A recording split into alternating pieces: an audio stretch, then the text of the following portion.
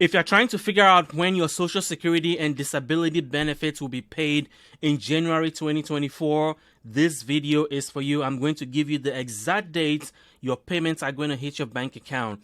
And then, according to a bombshell New York Times and CBS report, over 1 million Social Security and disability beneficiaries are at risk of losing their benefits because of overpayments. This is a growing problem that is going to affect a lot of people. The Social Security Administration has been sending out letters. I want to make sure that you understand what is happening, and most importantly, if you get one of these letters, the 3 options you have to deal with it. And then you want to stay till the end of this video because there is a new bipartisan legislation about food stamps. So if you're on food stamps or know somebody that is on food stamps, you are going to be able to use your food stamps to buy hot food at grocery stores if this legislation passes Congress. So let's jump right into it. So this is what I want to cover. I want to go through the payment schedule with you on when Social Security and disability benefits will be paid. And then I'm going to cover these bombshell reports from New York Times and CBS about overpayments that are affecting over 1 million Social Security beneficiaries and disability beneficiaries.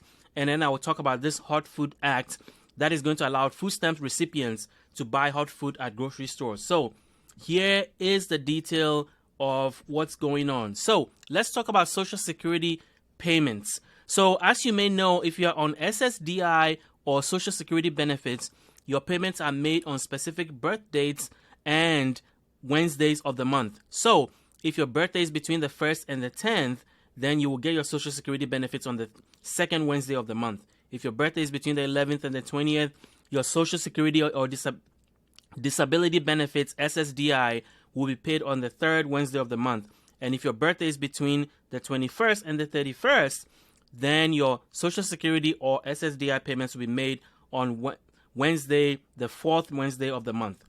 And if you are on SSI benefits, your payments are made on the first of every month unless it's a holiday or a weekend. And if you live outside the U.S., you receive both Social Security and SSI benefits. If your state pays for your Medicare premiums or you file for Social Security before 1997, then your payments are always sent on the third of the month unless that third falls on a holiday. So let's jump right to the specific dates for Social Security and SSDI. January 10th is the payment date for those of you whose birthdays are between the 1st and the 10th of the month. January 17th for those of you whose birthdays are between the 11th and the 20th. And January 24th for those of you whose birthdays are between the 21st and the 31st of the month. Now, regarding SSI, you should have received your payments already on Friday, December the 29th, because January 1st, 2024 was a holiday, so your payments were sent the Friday before, which was the 29th. And for those of you who live outside the U.S., you receive both Social Security and SSI. Your state pays for your Medicare premiums and you file for Social Security benefits before 1997. You were paid on January the 3rd. And for SSI beneficiaries, because you've already received your payment, there will be no January payment for SSI because you already got it on December 29th. Now, if you don't receive your benefits, if you don't get your Social Security or disability benefit on schedule, according to the schedule that I have outlined, then you have to wait 3 additional business days. That is the recommendation of the Social Security Administration because there may be some technology issue with your bank. So after those 3 business days, if the money doesn't come in, then you can call Social Security at 1-800-772-1213. If you have a My Social Security account online, you can also go there because your payment, if it did not come in, may be due to an overpayment issue, which is what I'm about to talk about in a second. Or it may be that your payments are canceled entirely because you may have violated a Social Security rule. So those are the 2 reasons why your payments will not come in. So you can log in or you can go to a Social Security office, a local office, and find out why. But you have to wait for 3 business days before you do that. So I want to get to this bombshell report. The Social Security Administration is owed $23 billion in overpayments. 1 million people on Social Security and disability benefits are getting letters each year, and it's growing. This is a growing problem. 60 Minutes did a report about this recently, and then the New York Times, the last week or so, did another report detailing what's happening. So I'm going to bring you details about this. And most importantly, if you get one of these letters, the 3 options that you have to deal with it. So I have a lot to cover here. 60 Minutes story is by Anderson Cooper of CNN, and the title of it alone was what caught my attention.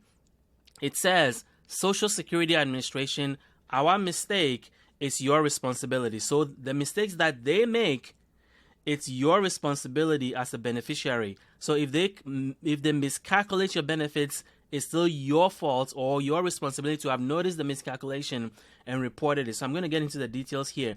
But before I do that, if you like what you hear so far, please hit the like button so that this video will be shown to more people.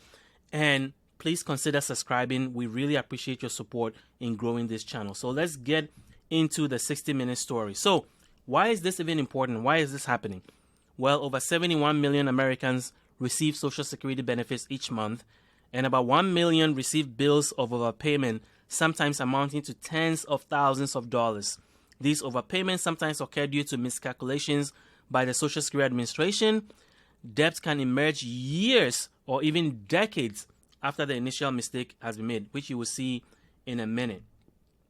So 60 Minutes covered 3 different stories with beneficiaries who were Social Security retirement beneficiaries and disability beneficiaries. So I'm going to cover all 3 stories before I get to the New York Times. So the first story is of Stephen and Becky Swartz. So what is happening with them?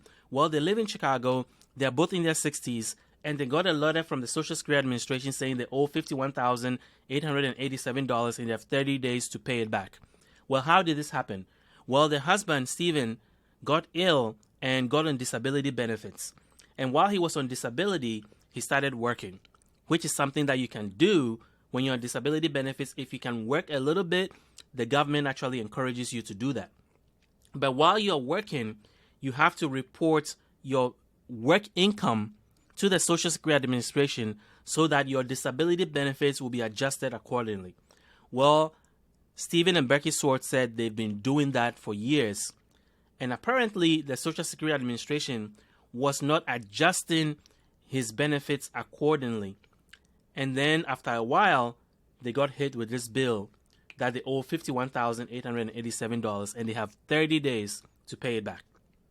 Now, this is a couple that are in their 60s and they have been asked to pay this money back in 30 days. So obviously, this is a big issue. It was a source of stress for them. They were afraid of losing their home, and the Social Security Administration kept putting pressure on them. They applied, they appealed this issue. They were denied. They applied for a waiver. A waiver is essentially saying that you cannot pay the debt, and you want the Social Security Administration to forgive the debt. Well, that was denied. So finally, they had about $61,000 in savings, their retirement savings, that they were ready to give it all to the Social Security Administration so that this will go away. I'll give you an update on their story in a second. But the second story is even more crazy. It's about Jean and Glenn. And Jean, the wife, got on Social Security benefits 6 years ago. So it's just like any other person. You paid into the system. It's time for you to collect your benefits. You apply to the Social Security Administration, and then they start paying you your Social Security benefits that you've earned. Well, she was earning this. She was getting this Social Security check for 4 years, and then all of a sudden they hit her with a bill for $72,000 because apparently when the Social Security Administration was calculating her benefits, they made an error. So they paid her more money than she was eligible for. So for 4 years, she was receiving more money than they should have gotten. And now they cut off her benefits 2 years ago and are using her money, the money that is supposed to come to her on a monthly basis. They are using it to pay back the $72,000 bill that they made a mistake in calculating. So she hasn't gotten a Social Security check in 2 years. The next story is one of the things that a lot of people are going to be hit with, because sometimes you don't realize that money that was paid to you as a child on Social Security can come back to haunt you as an adult. And that is the story of Roy Farmer. When he was a child, he was diagnosed with cerebral palsy, and his mom received Social Security disability benefits on his behalf to take care of him. When he was 11, Social Security stopped making those payments because they had determined that he had gotten better. So he no longer qualified as being disabled according to their definition, which is perfectly fine. But here is what happened. They sent him a bill while he was an adult in his 20s for $4,920 because they determined that while he was 11, they had overpaid his mom by $4,920 to take care of him. So they want the money back because now that he's an adult, he's gotten better and he's able to work and he's working, they have determined that he has the money to pay it back. That is so crazy. So here, let's get to the New York Times report, because that is even highlighting some of the big issues about this Social Security overpayment issue. So the New York Times featured 3 different stories, which I want to walk you through very quickly before I tell you what you can do if this happens to you. So the first story is of Creve Flowers. And when she got married recently, she logged into Social Security website just trying to check on her Social Security status, which is something that a lot of people do just to see, how much you've contributed to the system and whether they are, counting all your wages correctly and all that. So she did that, and then she realized a shocking thing. There was a notice on her Social Security account that she owed $17,121. Initially, she thought this was fraud. There's no way she owes Social Security money. She's not even old enough to collect Social Security benefits. But then apparently, this was actually a real deal. She actually owes the money. So how did this happen? Well, apparently, while she was a child, or maybe a young adult, or a teenager, her dad got on disability benefits. And when you're on disability, sometimes your children can also get a little bit of money. So her mother was getting money on behalf of her and her sister. And so it turns out her sister is also now being asked to pay $17,000 back. So basically while she was 10, that's when this happened. So from 10 to 18 years old, that was when so basically, this is what the New York Times wrote. In the 1990s, when her parents were separated and living in different states, but still married, Ms. Flowers' father applied for and received payments through the Social Security Disability Insurance Program, which covers recipients' children also.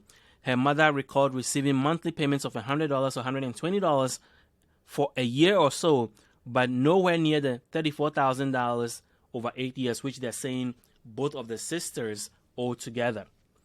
So this is lifting this from the New York Times directly.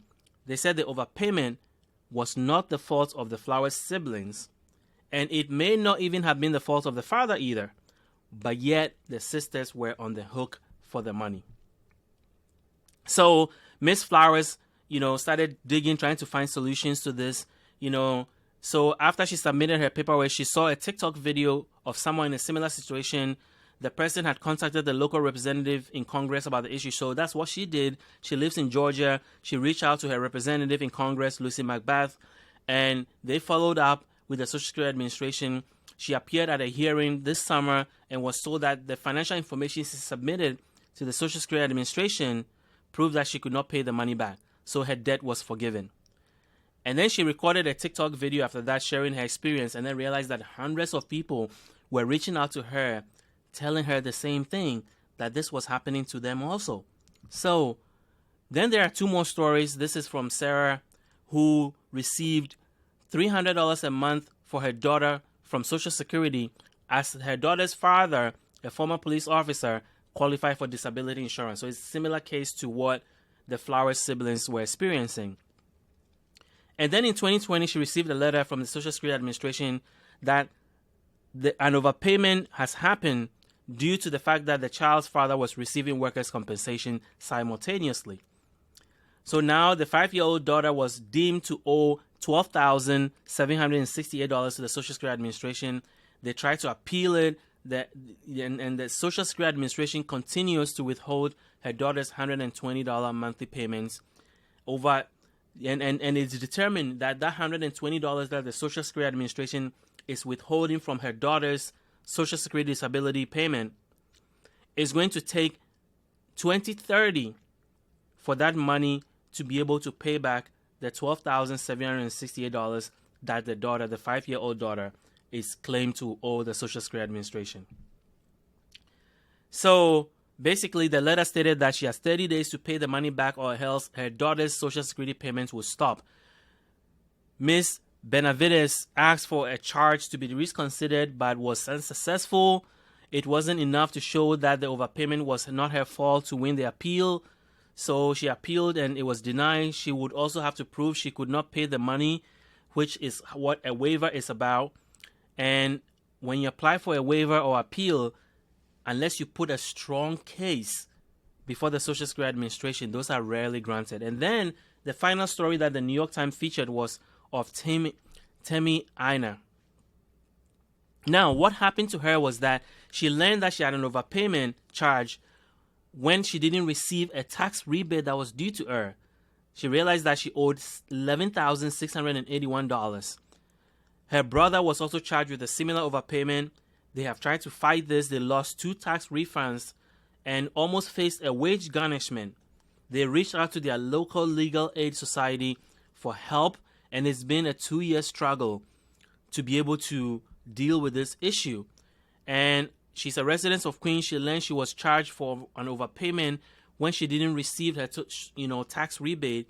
A few weeks later, she got a letter from the Social Security Administration that she owed $11,681, which began in 2005 when she was 13 years old, and her brother owes the money too. So it's a similar story to the Flowers siblings. She fought the case, providing evidence that showed that her father had not used the money for her behalf. The case dragged on for 2 years. She lost 2 tax refunds totaling $1,000, and at one point she received a letter from the Social Security Administration that they were beginning garnishing her wages. But she had switched jobs by the time the agency contacted her former employer, so the change was not immediately effective. That was what saved her from wage garnishment. So the question that a lot of people are asking when I do these stories is, can the Social Security Administration legally do this? Well, apparently, yes, they can. I went to the Social Security Administration website, and this is what I saw. The Social Security Administration works to ensure that we pay the right person the right amount at the right time, and our payment accuracy rates are very high. It means that they're saying that usually they get majority of it right. Given the magnitude of the benefits we pay each year, which is $1.4 trillion in benefits to more than 70 million people, and the complexity of the programs we administer, overpayments can happen. That's according to the Social Security Administration. And this is what they said. Social Security is required by law to adjust benefits to recover debt when people receive payments they were not entitled to. We take seriously our responsibility to our customers and to taxpayers to safeguard the integrity of our benefits and to be good stewards of trust funds. Overpayments can occur for many reasons, like when someone does not timely report work or other changes that may affect benefits, or when an individual chooses to continue receiving benefits during an appeal. Each person's situation is unique, and we handle overpayments on a case-by-case basis. So that's what the Social Security Administration is saying.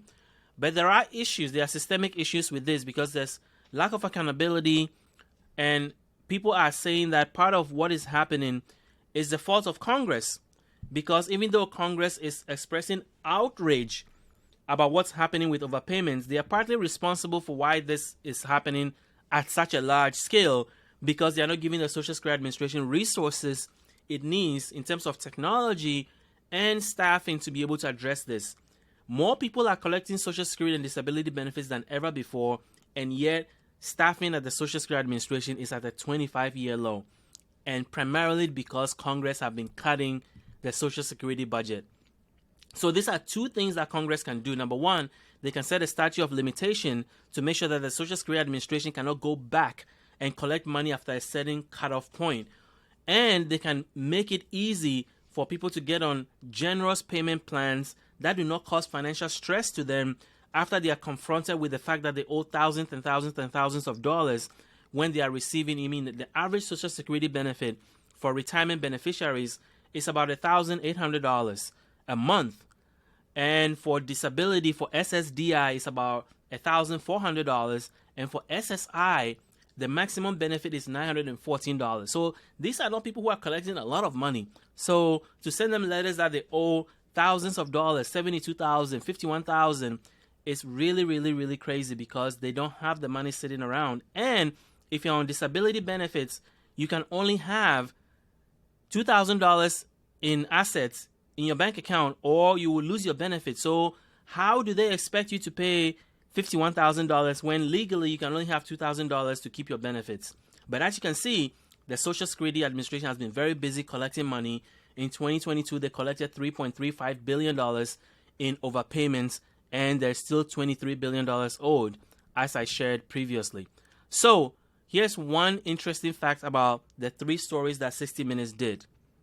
Similar to the New York Times story, when you have powerful people advocating for you, it tends to force the Social Security Administration to listen more, and you are more likely to get your case a favorable outcome. So the 3 stories that were featured on 60 Minutes, because of 60 Minutes' involvement, after Social Security Administration has denied them their appeal and the waiver, they finally change their mind and forgive all the debt. So if you get in this situation, if you get an overpayment letter, you should probably call your member of Congress, call your senator, make sure that they are powerful, call your local TV news station. If you think it's ridiculous, you didn't owe this, or that they've waited a long time to tell you and now are giving you a huge bill that you cannot afford to pay, call your local TV station. Maybe they will do a story and can give you some publicity so that this will get the attention it deserves so that you can get a favorable outcome. But what you don't want to do is ignore it, because the Social Security Administration has a lot of tools to be able to come after you. So if you get one of these letters, what should you do? Well, they have 3 options, 3 things available to you to do. Number 1, you can pay the money back if you have it, but as I have said, a lot of people don't have it. Number 2, you can file appeal within 60 days, but I'll tell you why it is more advisable to file the appeal within 30 days. And then number 3, you can request a waiver, which is saying that you don't have the money to pay it, but if they take your check or you take a Social Security or disability check, or even a portion of it, is going to cause you financial pain.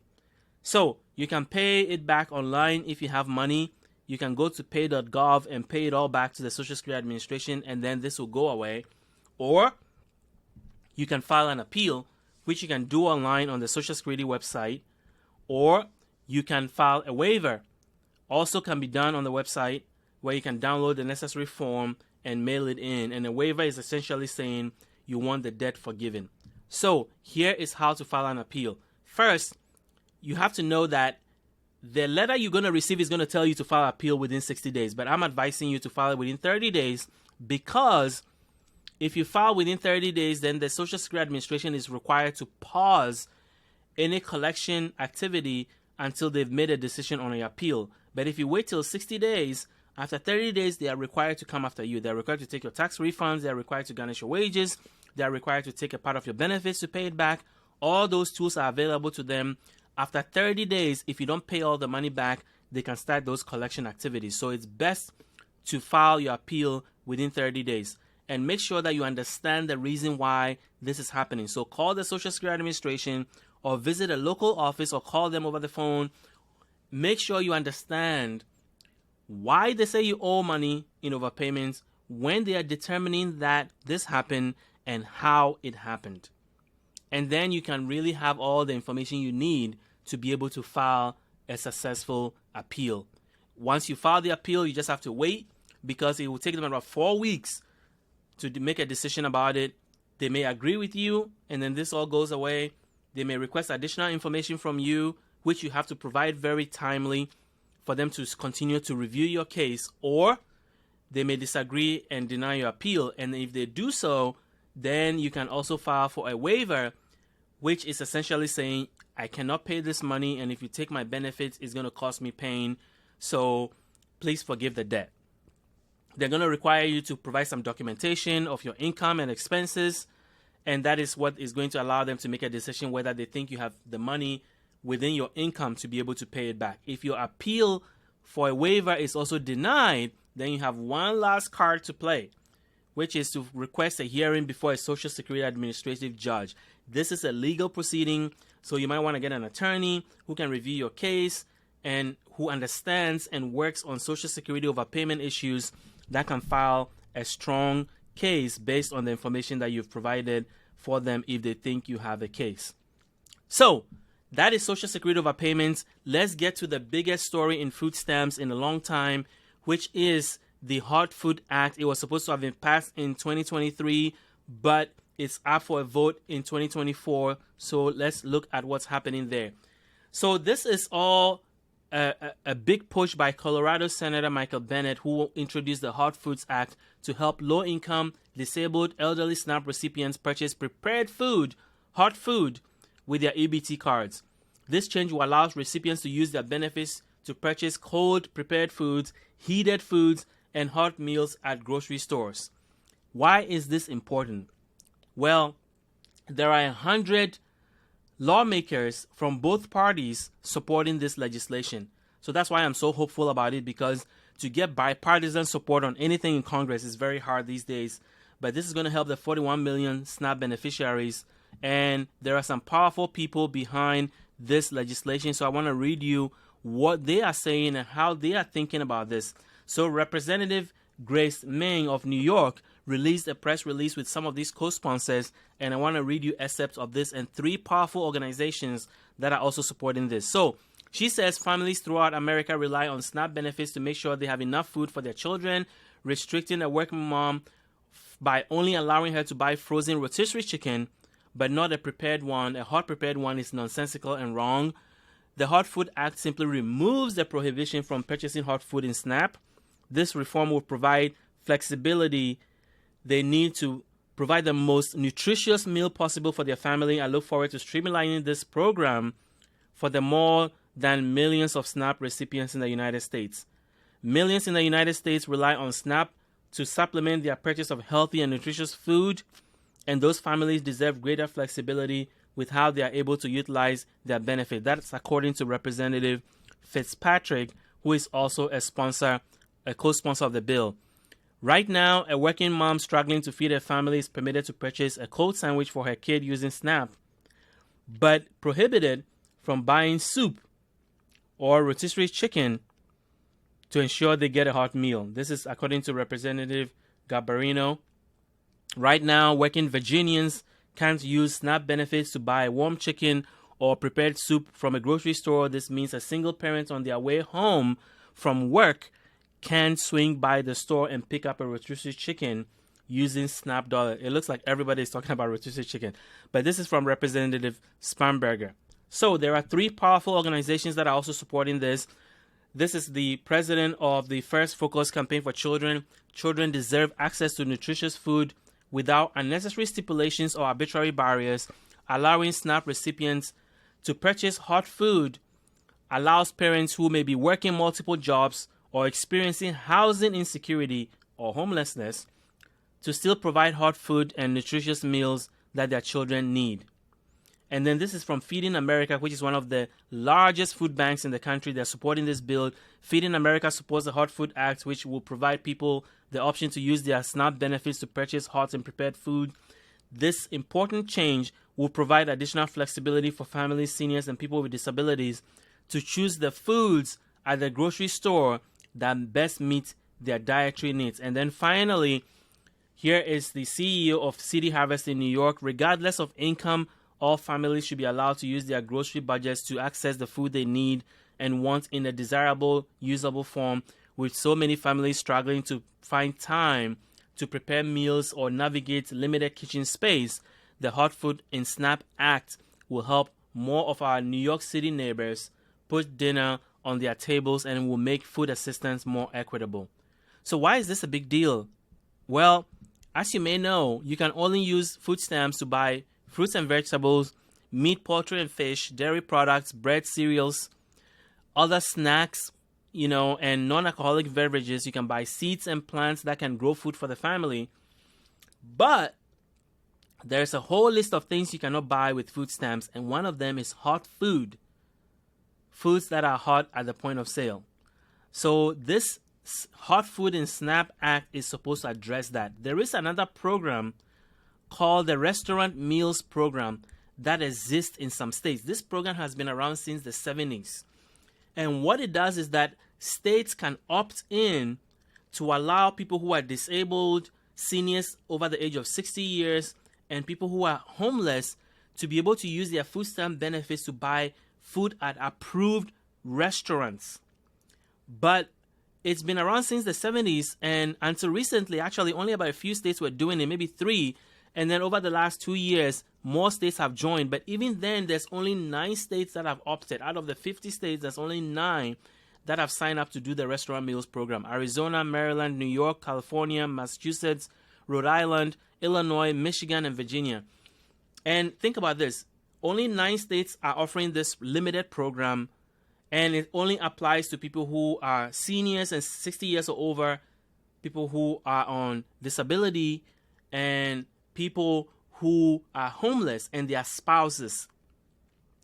But even in some of these states, it's limited to certain counties. For example, if you look at Illinois, only Cook and Franklin counties are offering it right now.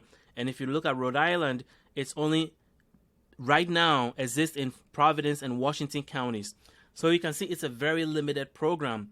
So that is why this Hot Food Act is going to just blow the lid off and allow everybody who has food stamps and have SNAP benefits to be able to buy hot food, not at restaurants, but at grocery stores, which I think provide better hot meals that people can actually enjoy and use, versus the limited offering that, say, restaurants may have. And some of these states, it's all fast food restaurants, which does not lead to nutritious options. So that is the details about the hot food. Here's what Senator Bennett has to say.